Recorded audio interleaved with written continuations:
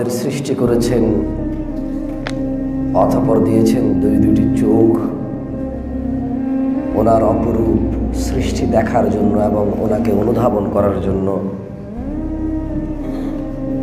দিয়েছেন জিহ্বা, ওনার অফুরন্ত নেয়ামত ভোগ করে তার স্বাদ আস্বাদ করে ওনাকে অনুভব করার জন্য। প্রশংসা আল্লাহ তাআলার, যিনি দুঃখ এবং সুখের অনুভূতি এবং অনুভব করার জন্য হৃদয় দান করেছেন। প্রশংসা আল্লাহ তাআলার, যিনি সুখে মুখের মধ্যে হাসি ফোটায়, দুঃখে চোখ দিয়ে অশ্রু ঝরায়। প্রশংসা আল্লাহ তাআলার, যিনি অসুস্থ করে, বুঝিয়ে দেয় দুর্বল থেকে দুর্বল আমরা, নিঃস্ব থেকে নিঃস্ব আমরা, বুঝিয়ে দেয় কতটা অপারগ আমরা। মৃত্যুর পূর্বেই যিনি মানুষকে বেহুশ হওয়ার মতো ব্যবস্থা করেছে বডির মধ্যে, মৃত্যুর পূর্বেই যিনি প্রতিদিন একবার করে মানুষকে মারে, মানুষ ঘুমায়, তার রূহ তার দেহ থেকে চলে যায়। প্রশংসা আল্লাহর, যিনি বুঝানোর জন্য বিশ্রামের একটা সিস্টেম করেছেন, যার মাধ্যমে মানুষ অনুধাবন করবে ঠিক এভাবেই মরে গেলে, এখন ঘুমাচ্ছি, উঠবো, মরে গেলে ঠিক এভাবেই পড়ে থাকবার উপর।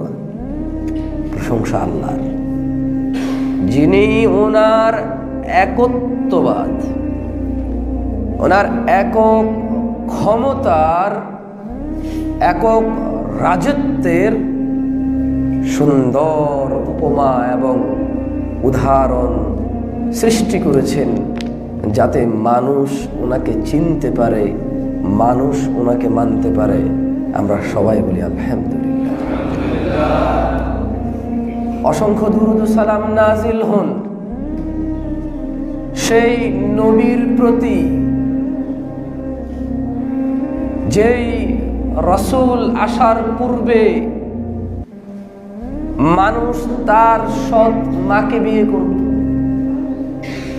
অসংখ্য দুরূদ ও সালাম নাজিল হন সেই মুস্তাফা সাল্লাল্লাহু আলাইহি ওয়াসাল্লামের উপর, যিনি এসে এই জাহালাত, যার মাধ্যমে আল্লাহ শেষ করেছেন। মানুষ জীবন্ত কন্যা সন্তান পুঁতে ফেলতো, মনে করত লজ্জা, লাঞ্ছনা, অপমান, অপদস্থ করবে এই মেয়েকে, পুঁতে ফেলো।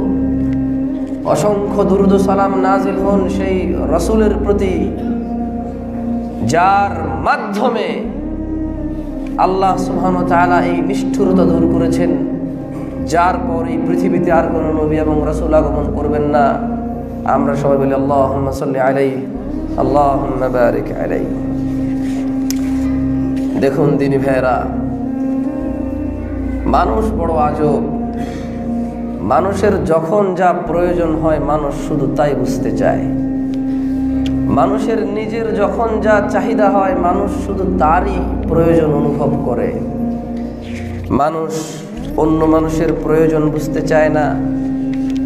মানুষ অন্য মানুষের সুবিধা অসুবিধা বুঝতে চায় না। মানুষ এই পৃথিবীতে যা তার লাগবে তা ছাড়া যা আছে সবই বেকার মনে করে। উহুদাই না হলো চলতো, কারণ তার লাগবে না। মানুষ তার স্ত্রীকে ভালোবাসে, সুন্দরী স্ত্রী, প্রিয়তমা স্ত্রী, তাই বারবার মোবাইলে কল করে দেখে কে মিস কল করলো, কে কল করলো। কল করে ওয়েটিংয়ে পেলে মানুষ খোঁজ খবর নেয় যে কার কল এসেছিল, কার সাথে কথা বলো, ওয়েটিংয়ে তোমাকে পাই।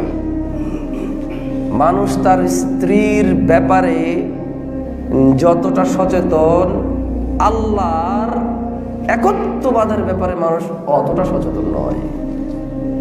আমরা এক আজব জাতি, আমরা এক আজব জাতি।